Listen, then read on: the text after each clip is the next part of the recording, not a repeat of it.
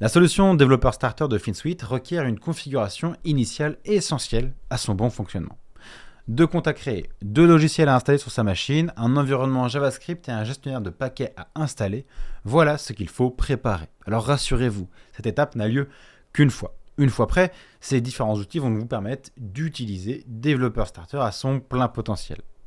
Salut, c'est Théo et dans cette vidéo, on va passer aux choses sérieuses. Alors c'est parti, on va démarrer la configuration des prérequis techniques pour pouvoir utiliser FinSuite Developer Starter. Alors, vous allez voir, rien de très compliqué, même si on va aller graduellement dans de la petite difficulté.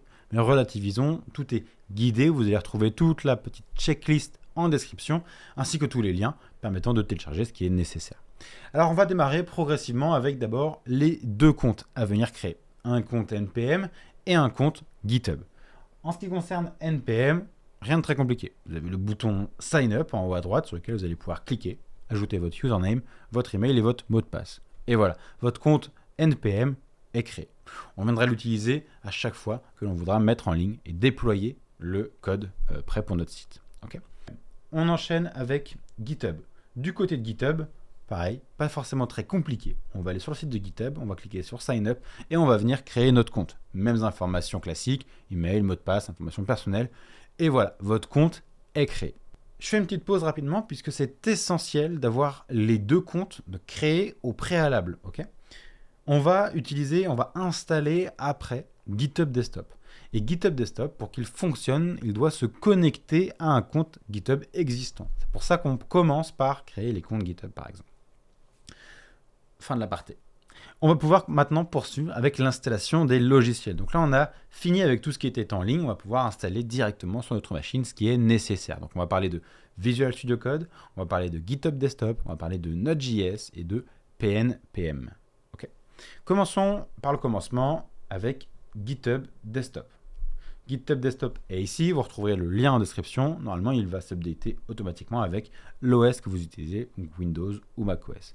Je clique dessus, automatiquement, ça me télécharge l'installeur. Je vais pouvoir aller l'ouvrir, il va se retrouver ici, et je l'installe. Donc là, il se décompresse, normal, c'est un zip, et je vais pouvoir maintenant le faire glisser côté application. Parfait, je viens d'installer GitHub Desktop. Je vais pouvoir l'ouvrir.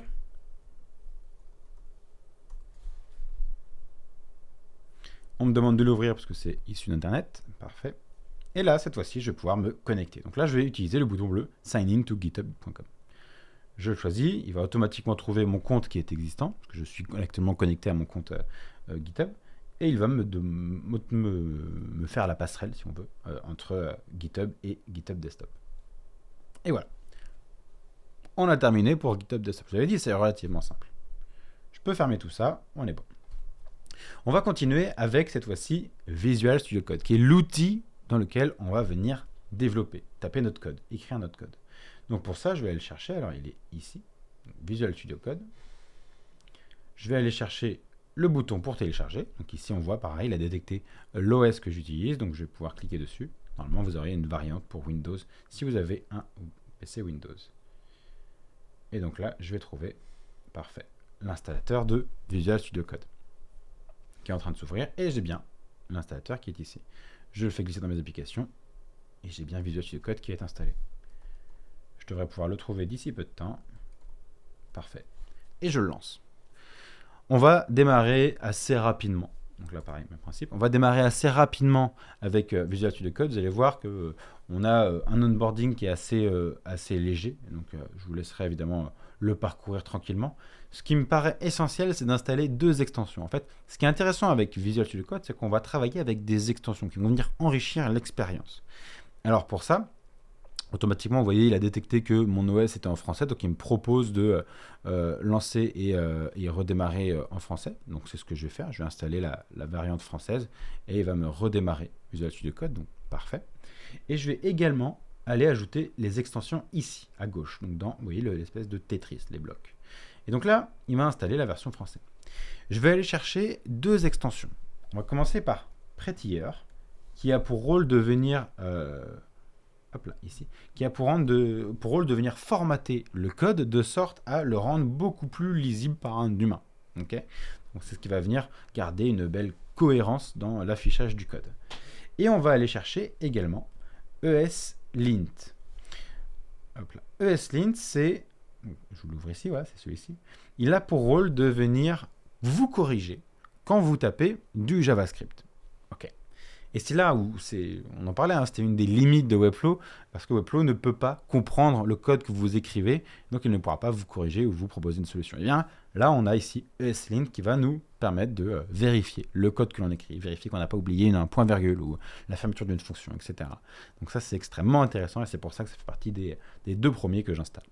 Ok. Je vous laisserai après creuser en fonction de vos besoins, de ce qui est nécessaire, etc. On a terminé avec GitHub Desktop et Visual Studio Code. Ok. Maintenant, on doit installer 2 choses, Node.js et PNPM. Pour installer Node.js, on va se retrouver directement sur le site de Node.js. On va aller dans la partie Downloads et ici, je vais choisir la plateforme qui correspond à mon OS. Donc ici, macOS Installer. Et donc, parfait, il s'installe. Ok.